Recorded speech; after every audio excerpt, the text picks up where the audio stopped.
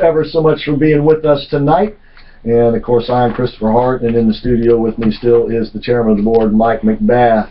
We also have John L. Casey in here. Lucas Paris has the Periscope up and running. You just go to YouTube and type in Periscope, and you'll see us there. It's on the Pringle pod right now. It's on the Pringle pod actually right now. Yeah, which you've eaten most of them. Yep. Well, only because I couldn't get to it. And, but we also have in the studio with us a new sponsor. Now, folks, many of you know, but some of you may not know, that we are what's known in radio parlance, is that the right word?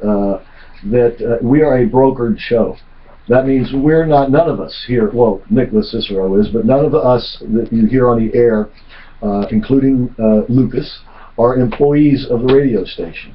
This show has to pay for itself, and we can only do that a couple of ways. One is, of course, to have sponsors and advertisers on the show. The other way is to have members of the American Adversaries Army and support us that way. Otherwise, we can't do it, and there's really no point in doing it. If this show cannot pay for itself, it probably shouldn't be on the air, right? I agree. So what we do is we obviously look for sponsors. We got some great sponsors: Aubrey Kahn, David Levitt, Jerry Shepard of Jerry's MB, and of course Pasquale Barba, Cafe Positano, Scott Miller, My Liberty Threads, Roxy Pacifics, the Roxys. Vacation Travel Planners, did I say Refresh Computers, David Levitt, every Tuesday is Tune Up Tuesday. And we just can't do it without them. But we need more sponsors. We need more members of the Adversaries Army. And I'm very delighted, relieved, and happy to say that we have a new sponsor. And his name is Mike Bass. Mike, thank you so much for having faith and confidence in us enough to put your money on the line and buy some advertising time from us. We appreciate you being a sponsor of the show. Well, thank you, Chris. It's an honor to be a part of the show, and I've listened for years, and I'm looking forward to being a participant and just joining the cast of characters here. And that is exactly what he will be doing. Well, I like Chris when he says participant. Yeah. He's eating kind of thing, you know? I don't know about that. Maybe. You'll be a sick participant by the time we get done with you. He can be a judge. He can certainly be a judge. David Levitt was one of the judges last That's right. night. That's exactly so we need judges. We need contestants. And Mike Bass, now, you'll be hearing Mike on the show, and we'll be talking some about what he does as in his profession, which I'll get to in a minute. But also, Mike is a big proponent of the fair tax. So we're going to be spending a lot of time talking about the fair tax, which is going to be, I think, as part of the debate this year with this election coming up, because there are some candidates who do like the fair tax.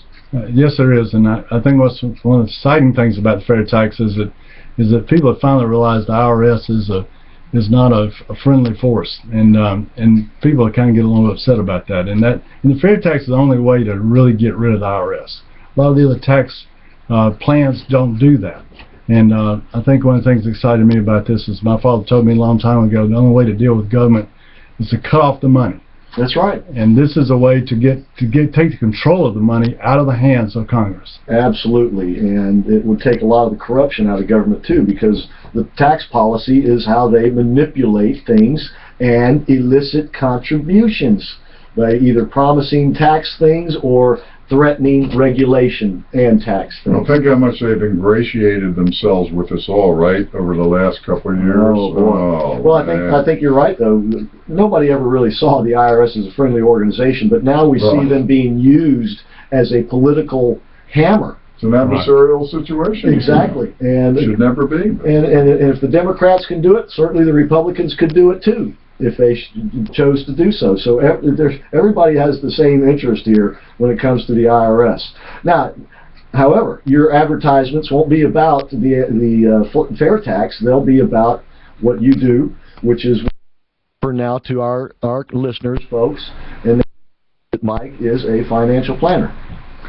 Yeah, I don't call myself a financial planner because I really don't believe financial planning works, and I look forward to expanding on that a little bit as we do some shows. But I think financial planning has been used as a term that misnomer is the belief that a net worth statement is going to get you someplace that makes sense. And anybody who's ever been in business knows that a business net worth statement, which is a balance sheet, doesn't it's not useful in running your business, and net worth statement does not get you to retirement. So we're going to be talking about what we believe is the best way to grow your net worth and how to do it in a way that makes sense for you as you move forward in life and take into account the holistic view of all your finances. Yep. And so Mike's commercials will be starting tomorrow or the next day, so please listen for them. In the meantime, what's your phone number if people would like to go ahead and call you immediately? This is 407-767-7800, and again, it's Mike Bass. So Mike Bass at 407-767-7800. 7800, and that's a number that, once again, folks, you need to have on your refrigerator.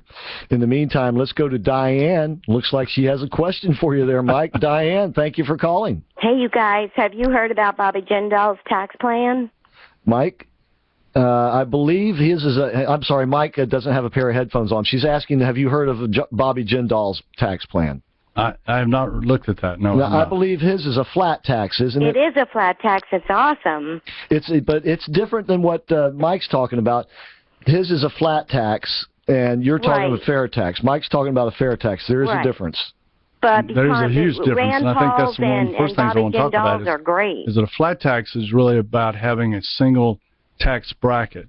Right. But you still have the IRS. You still have a lot of the problems that you have. Not you still in have his plan. the ability for Congress to change that, which is exactly what happened after Reagan. That's why I'm a little confused, because I think with Bobby Jindal's plan, I think it is more sort of a morph between a flat tax and a fair tax, because